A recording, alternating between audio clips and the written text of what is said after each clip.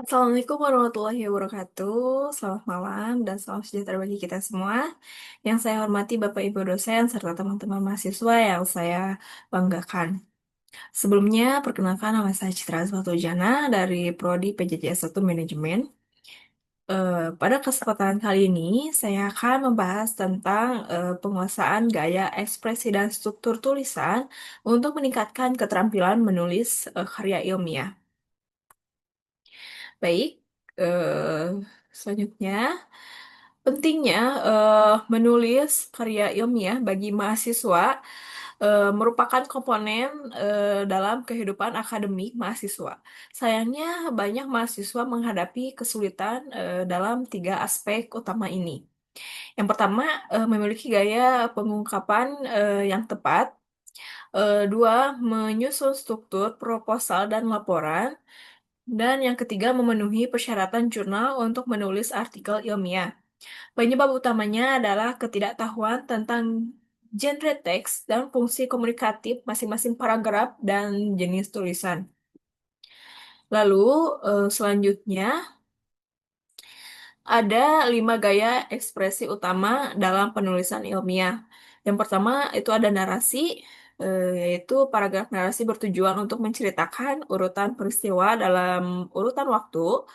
Eh, Dalam penelitian ilmiah, narasi eksposita, ekspositoris, mohon maaf, digunakan untuk menceritakan kisah orang-orang yang diteliti atau mengatur kronologi peristiwa yang diselidiki. Lalu untuk deskripsi, paragraf deskripsi menggunakan kesan indera untuk menggambarkan objek atau keadaan. Pola spasial, sudut pandang, observasi, dan fokus dapat dipilih sesuai kebutuhan. Lalu untuk eksposisi bertujuan untuk memperluas pengetahuan pembaca dengan memberikan informasi secara objektif. Dapat dikembangkan melalui klasifikasi, ilustrasi, perbandingan, laporan, proses, atau definisi. Mohon maaf. Lalu pada argumentasi, paragraf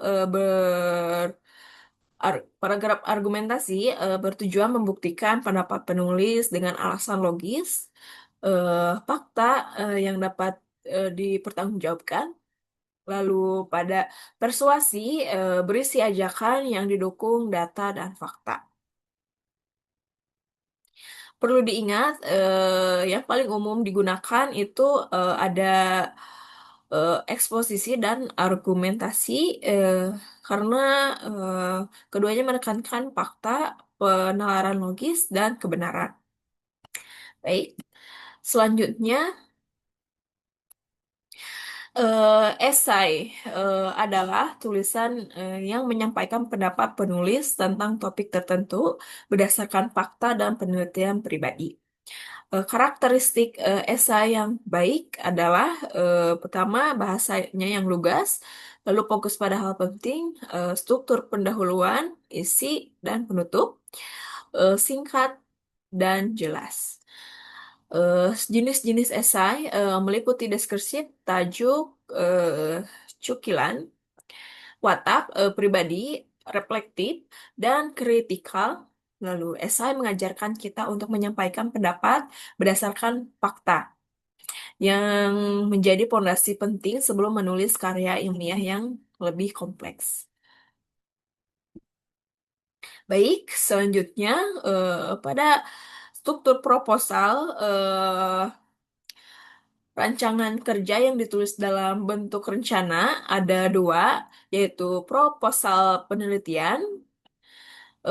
Struktur proses penelitian meliputi latar belakang, rumusan masalah, tujuan, keuntungan atau manfaat, lalu tinjauan teoritis, metodologi, lalu referensi pustaka. Sedangkan proposal kegiatan itu meliputi uraian kegiatan, tujuan, manfaat, strategi pelaksanaan, dan waktu dan tepat. Selanjutnya, Pada struktur laporan formal, eh, ada tiga dokumen tertulis yang menjelaskan hasil penelitian yang disusun secara sistematis. Yang pertama itu ciri utama laporannya sangat jelas, objektivitas, dan sistematika adalah ciri utama laporan. Lalu format format formal laporan itu isinya koper, pengantar, abstrak, daftar isi, pendahuluan, tinjauan literatur, metode hasil, dan pembahasan, kesimpulan, dan daftar pustaka. Sedangkan laporan kegiatan itu cover, mohon maaf, eh, laporan kegiatan itu untuk laporan kegiatan, isinya menunjukkan bagaimana suatu kegiatan dilakukan dan dapat bersifat informatif. Rekomendasi atau analisis. Melalui laporan ini, pembaca dapat mengetahui secara teratur bagaimana kegiatan berkembang dan apa yang dihasilkan. Baik, selanjutnya pada struktur artikel ilmiah ada beberapa bagian. Yang pertama itu judul, harus jelas dan mencerminkan isi, lalu identitas penulis, isinya nama dan afiliasi. Lalu ada abstrak dan kata kunci itu harus ringkasan seluruh artikel, lalu pendahuluan, latar belakang dan permasalahan. Lalu ada landasan teori, itu isinya teori yang mendukung penelitian. Lalu yang keenam itu ada metode penelitian, isinya bagaimana penelitian itu dilakukan. Lalu yang ketujuh itu pembahasan, isinya analisis data untuk menjawab masalah penelitian. Lalu yang terakhir kedelapan penutup, isinya jawaban singkat terhadap masalah penelitian, bukan mengulang pembahasan.